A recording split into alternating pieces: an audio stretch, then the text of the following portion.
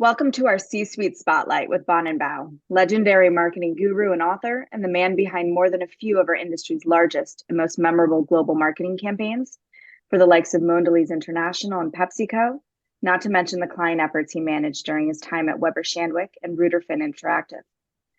Today, he serves as the Chief Strategy Officer for Group Black, the inclusive media company he co-founded in 2021, which is on a mission to dramatically transform the face of media ownership and investment, and which Fast Company recently named as one of the 10 most innovative companies in media. All to say that Bonin knows what good press looks like, as well as how it's earned, managed, and used for maximum impact. He's not only felt what it can do for his brands and his clients, but earned plenty of it in his own right, which is why we're here to get his hot take and ideally tease out a few best practices for our collective use. So Bonin, it's no secret that CMOs are under increasing pressure to make every dollar count, such that most efforts must either be tied to some kind of ROI or some data point, quote unquote, proving efficacy. But earned media is rarely that clear cut. And I always sort of describe a real winner, media wise, as you'll know it when you read it.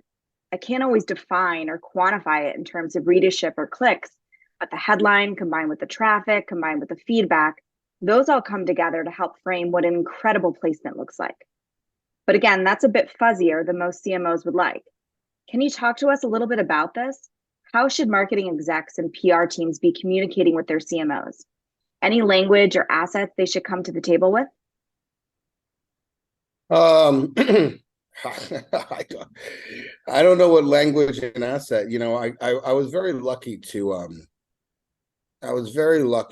grow up in PR because the piece that I learned around marketing, PR is probably one of the hardest forms of marketing because you not only have to convince a person to tell your story, you have to convince that person to tell your story in a way that's going to convince another person to actually go take action on what they read.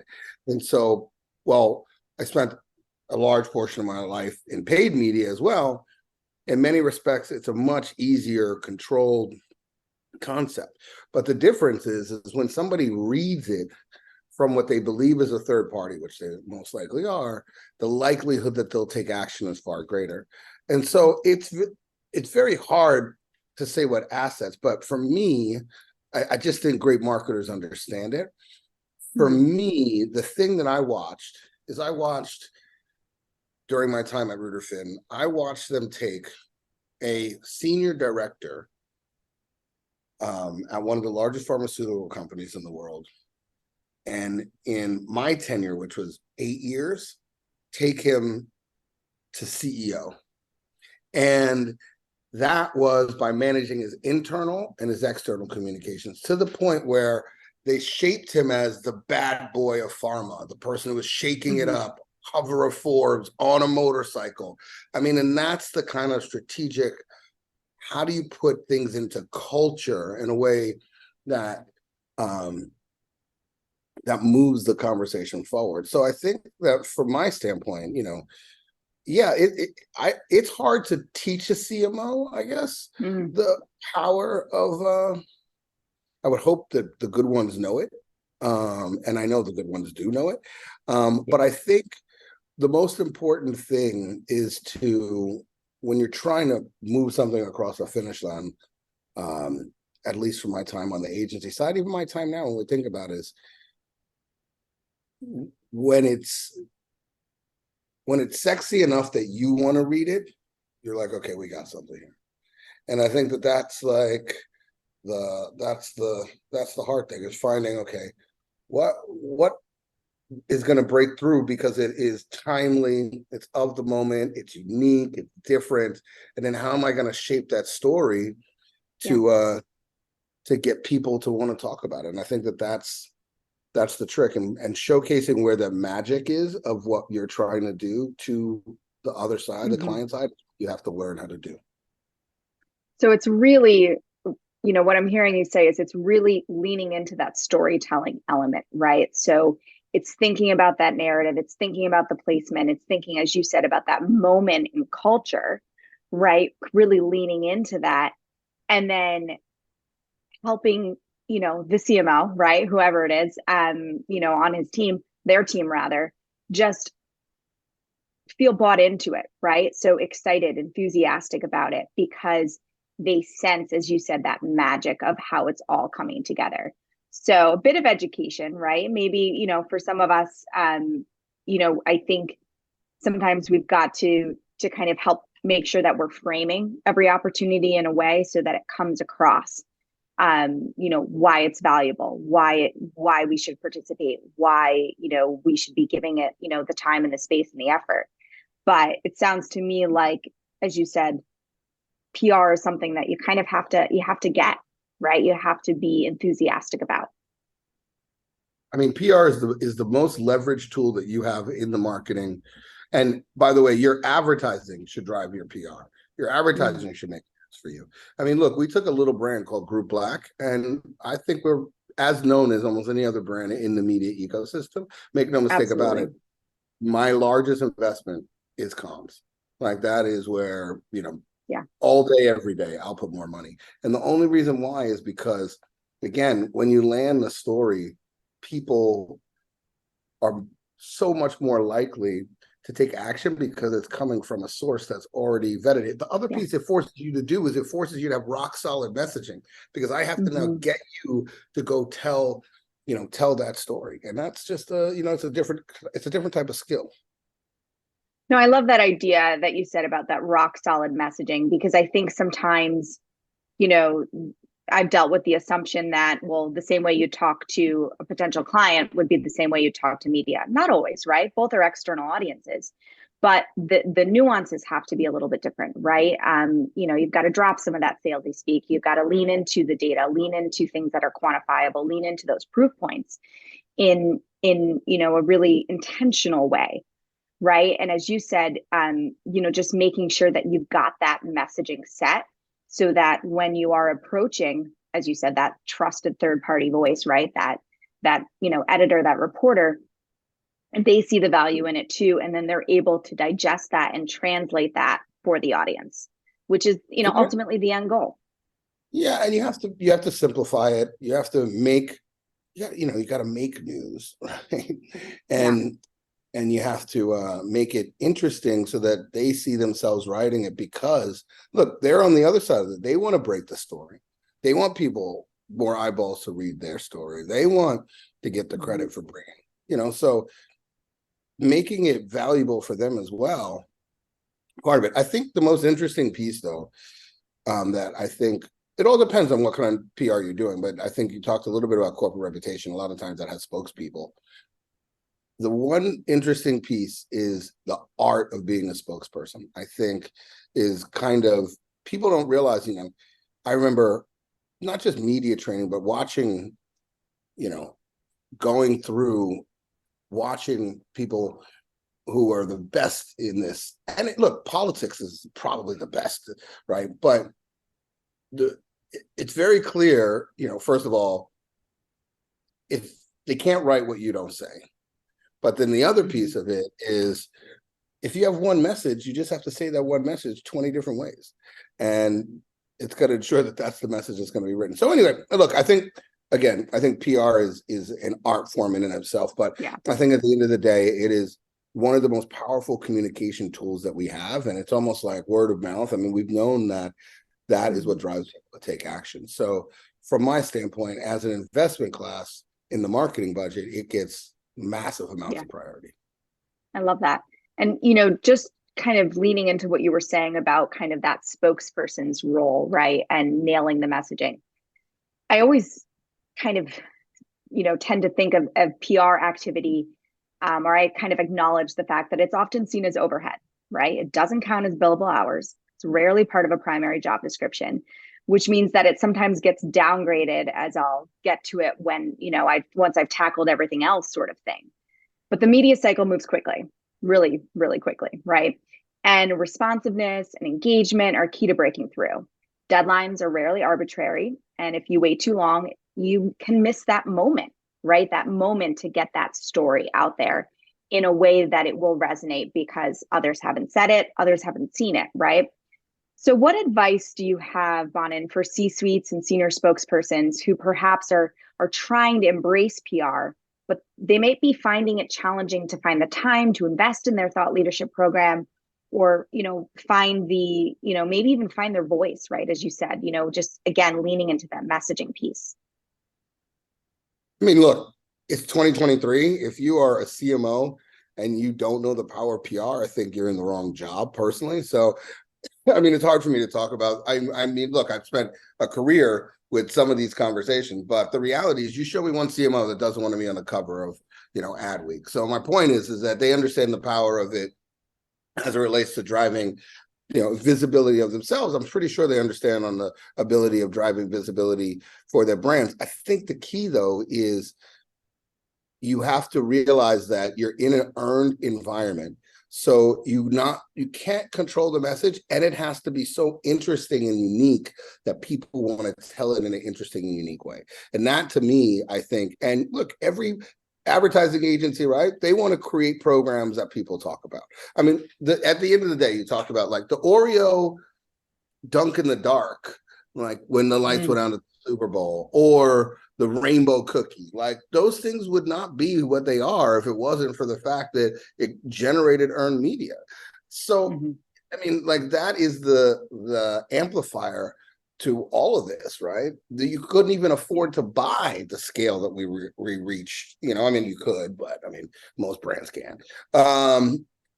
So I think that when you think about being a spokesperson, driving reputation, and moving the scale of the brand, that healthy mix between how do you leverage PR, and actually, I think for me, it's always like write the headline first, then work back to create the program. Like, so that's why for me, I'm like invest in PR ahead and early and often and at scale, and the other stuff will figure itself out, right? And the market will also shape and tell you what the consumer, what's going to actually land with the consumer. Because if a reporter won't write about it, it's probably not important to culture or to the world right now. Oh, I love that, right? That's a mic drop. I mean, I think what you're saying is that, again, the moment that we're in now, we recognize the power of this kind of activity. It's time, again, investing not just dollars, but that time and that level of effort. Think headline first, right? Think about what's interesting. I often hear criticism about, well, we don't want to be part of the echo chamber. We don't want you to be part of that either, right? We want to say something that is distinct, that is different, that is backed up, right? I always also say, I don't believe in being provocative for the sake of being provocative. There needs to be a reason for it. And so I think when you map all of that out, and as a thought leader, you can kind of lean into that. Again, that's going back to what you said earlier, Bon, and that's when the magic happens, right? That's when you're able to do something where you can say, all right, I couldn't have, this placement has yielded something that I couldn't have even imagined, at first glance. I want to be part of the echo chamber, the echo chamber. Like I all day long, I'll take an echo chamber. And the other thing is, I like to do stuff just for provocative sake, because those are the things that, those are the bold moves that consumers remember and that people actually talk about. And that's the thing where I think sometimes many we get scared and we don't realize that you gotta, there's so much out there. You gotta find a way to cut through. And the only way you do that is provocative, bold, and just apologetic. And look, I know that there's fear based on some retaliations that people have faced in the marketplace, which I think is a bigger conversation around what's happening in society. But we hear is we talk about those, but look, at the end of the day, I tried to do a Super Bowl spot with Kaepernick after everything had happened, and we said we were a tiny brand, and it was like we're gonna just do a local. We're basically gonna just buy in 10 DMAs because of who he is, and we were just gonna do it around his nonprofit, but because of who he is and his nonprofit, whatever he wanted to talk about, it would feel like, like we had a Super Bowl spot, which was kind of like the hack, right? Yeah. Now, he said no. Okay, fine. Mhm. It was the right thing to do, because then he did the thing with Nike. But Yeah. look at what, and everybody's like, oh, they alienated, but look at the growth of that business as a Yeah. result of, I mean, it's those type of moves that transform and change real trajectory of growth. And that's what I tell people. I said, look, Yeah. what you're always looking for is exponential growth, right? Like that's what you got to catch. And you're not going to catch that by doing the same thing and being, and Yeah. playing small ball or scared. It just doesn't happen. You've got to be brave, you've got to be bold, but it has to be, and again, you and I can both agree on this. It's got to be rooted in something, right? It's got to be authentic to who you are as a brand or who you are as a spokesperson, right? If it's at all shallow, not going to resonate. It's not going to cut through. People are going to call BS on it, right? So, Yeah, no, it's all those pieces. I mean, but sometimes, okay, fine, call BS on me as long as you call something on me. fair. Um, I think we were talking about earned, and then, you had also mentioned kind of this idea of paid and sponsored. And I think, again, even a couple of years ago in the B2B space, most of what we talked about was earned, right? So earned strategies, yielding earned placements, and yet things have shifted enough in the past several years, right? That, now we talk more so about implementing a mix, a blend of earned, sponsored, paid media, all woven together and ideally striking similar chords. In your experience, Bonin, what's the best balance these days? How can earned activity complement the others? What kind of mix should a brand be looking for? You got to make all of the pieces work, in one. It all depends on what your goal and objective is. There's so many different pieces, but like if you look at, okay, so Can is a great example for us as a B2B brand. Mm-hmm. So we sponsor, a footprint. We Yeah. created, so we have a beach. We created Culture Island, which was a whole different kind of like paid Mm-hmm. experience. But also Mm-hmm. the day one we got there, Wall Street Journal article, next day New York Times article. I mean, we're generating and creating the conversational moments Mm-hmm. that allow us to take advantage of, and if you look the year before, the story was the fact that we were on the beach. So we utilized the sponsorship as the actual story, which broke the Yeah. Tuesday we were there. So I just think it's and that's very basic. I just think Mm-hmm. that this is really about, you know, um, it's really about interweaving, and they all have to come around a concept. Like, what's the concept? What am I trying to land the plane on here? And then how can they all work together? But Mm-hmm. in my mind, getting a story that somebody else tells about your business in something that's at scale is way more important than you. Now, it's not to say that it's the only, but then you Yeah. trying to tell that story, because everybody's skeptical the moment you say it, unless you're doing it in a unique and interesting way. Mm-hmm. But then reinforcing that because somebody already told the world that's your story, that's where you get the flywheel. Yes. So it's just noting the difference, I think, as you said, between you saying something and then somebody saying something about you and then you echoing it or backing it up, right? It's just kind of paying attention almost to that bit of flow. And as you said, the can activity that you did, right? So it's sponsored, you had the beach, but then it generated some incredible earned activity on the back of that. And so I think, again, as you're saying, they all blend together, right? It's not necessarily formulaic in that, it's a third, a third, a third. No, and it's probably gonna ebb and flow even over the course of a fiscal year, right? In terms of how you kind of funnel dollars in hours, right? But just almost being, I think what I'd hear from you is being kind of nimble and flexible with how you approach that mix. Yeah, it all depends on who you are, what you're trying to accomplish, man. Again, Yeah. and I think marketers have look. I'll tell you, so what's really interesting, it depends on how you consider earned, right? So Mm. Fernando Machado, which I think everybody heralds as, a great marketer, and Mm-hmm. I really do love him as a human. But the most interesting thing he ever did, in my mind, was they sponsored the lowest, it was the last place FIFA team.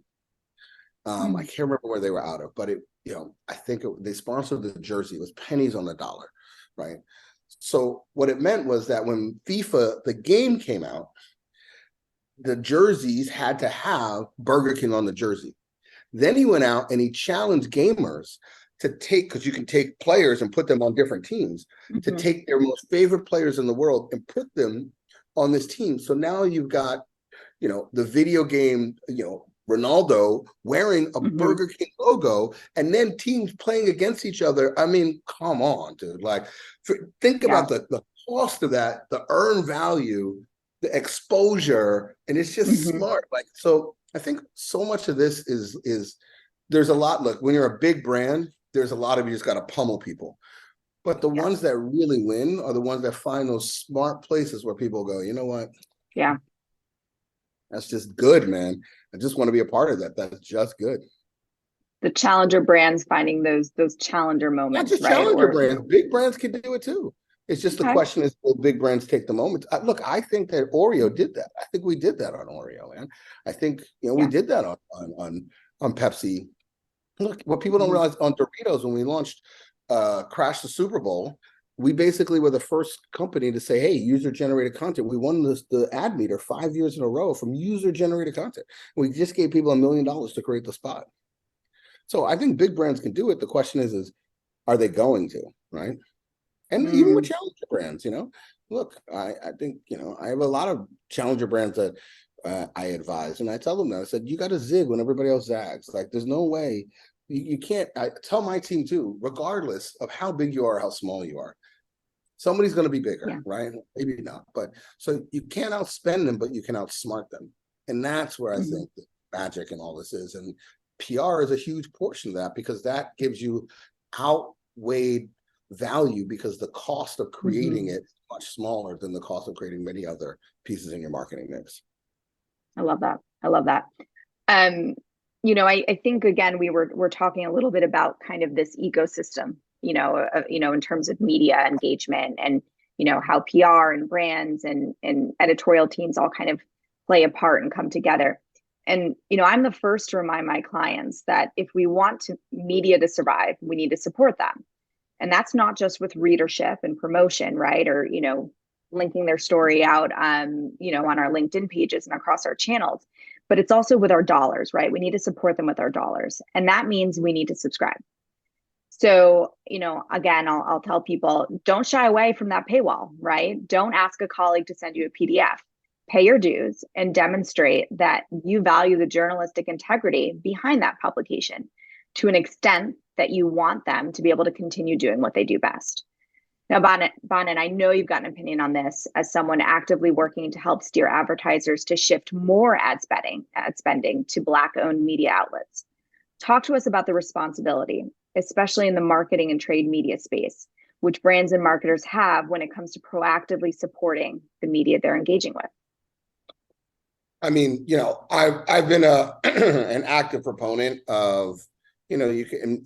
There's many years where I was probably the largest partner of many of the trade organizations that sit inside of at least our industry. So whether it is Ad Week, I was for all intents and purposes, I was the first sponsor of Brand Innovators, and have been a large help them move the South by to Cannes, brought them along.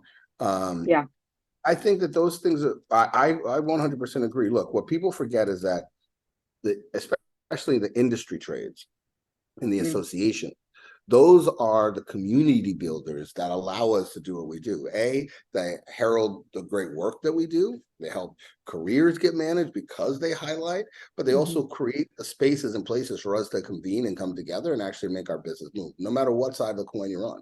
So you can say, I'm a client and I hate getting attacked by vendors, but the reality is you have to get attacked by vendors, because that's the only way you see different ideas and know who to work with different people. So, and as a vendor, you have to pay to play in that respect, and you should, because they're convening the community. So I think making sure that we have healthy industry organizations across the board, and I speak a lot at industry organizations in different industries, I think is highly important. It's probably one of the most important things that we can do.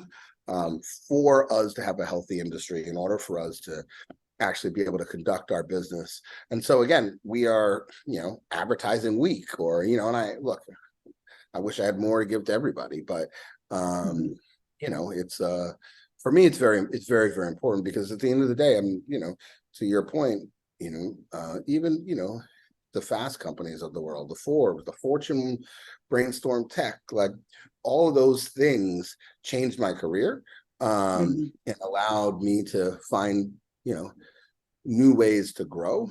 And so I'm very grateful and thankful. I do agree. I think we need to be very cautious that if more of us don't support, subscribe, or sponsor, or however you do it, that that we will create big challenges for our industry, because we'll lack the ability to come together. And even to think about it, like where else do we hear new thoughts? And it's these things that help us be better. From our standpoint, we believe that, look, when you have a world where 99%, so 0.2% of media is Black owned, 0.4% is female, 0.5% is Hispanic. So when you have a world where 99% of media is owned, just to be, brutally honest, by not the vast majority of the population, it's monopolistic. And we believe that monopolistic media is bad for society. And if you look at like some of the work that's being done, even, with the Obamas, or even by, the other side with Bush, it's about how do we truly invest in making sure that we have a democratic world, and that we support and herald democracy. And the lifeblood of democracy is free speech and free press, right? And so it's important for us to have institutions that are not just, we've gotten into an era where you can have a Twitter of the world, which does matter and is important, but it's not just enough to have just an open exchange and dialogue. It's also important to have people who distill it and provide a point of view around that, and and provide a point of view that is objective. And so, yes, we need to continue to invest in the newsrooms, because they're the ones that help society and democracy survive. I love that. And, I always say I've got a lot of respect for, editorial integrity, right? So we can help, we can work with a spokesperson to frame out that message, to figure out what that narrative is. But, we can't, we certainly can't tell a reporter how to report on that, right? So we can, do our darndest to make the argument clear and clean, and ideally make all of our points. But there is something to be said for, an editor and reporter doing what they do best, right? Weaving different thoughts together, weaving different, the expertise and the insights of different people together to ultimately create a piece. So that's something that I also remind people of, right? So, again, we'll get, your insights will be out there, but I can't necessarily say who they're going to sit next to, right? Maybe there's going to be a little bit of friction between what somebody else has said and you have said, but let's embrace that, right? That's all in the point of dialogue and the idea, and we're grateful to media for creating that platform to have that dialogue around our industry. Agreed. Could not have been said better. So I do want to say and acknowledge, and I said it at the top, Bonin, but you have been an absolute leader in this industry for decades. And I think, for anybody tuning in today, I want to just create space for you to make a call to action to them, right? Or, to either your counterparts, your colleagues, your peers, but also to those who are, maybe the next generation who are coming up in this industry. Anything you'd like to offer to them, either in terms of, where you see that our industry still needs to go, the headway that still needs to be made, anything you'd like to offer there? I just think that, there's two pieces. So one, I think, even as somebody who's just entering into this industry, ultimately your job is to become a leader in this industry. And the mark of a great number one, I read this in Harvard Business Review, speaking of editorial, in 1999, is where their number two goes to lead. So make sure that first and foremost, you're focusing on helping those who are around you be better than you, and those that you lead be better than you. And the other piece I would say is, I always believe that it was best to attempt to do the things that everybody else talked about doing, but nobody did, and to show that it was possible. And it was important for me because, think about how many boardrooms that Oreo case study made it into, and how many digital leader. I remember look, I fought this battle to, now it's called digital transformation. When I was there, they were called, what is the F is this Facebook thing, So I remember what those journey was like. And so the more that we can create the change that we want and the proof points around that change, we pave the way for everybody to grow and become better. So I think at the end of the day, that's, I guess, my two big messages. I love that. Great parting words.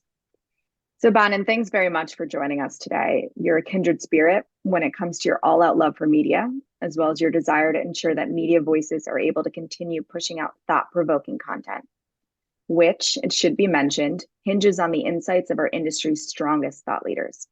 It truly is an ecosystem, and we all play a part. Thanks again. Thank you.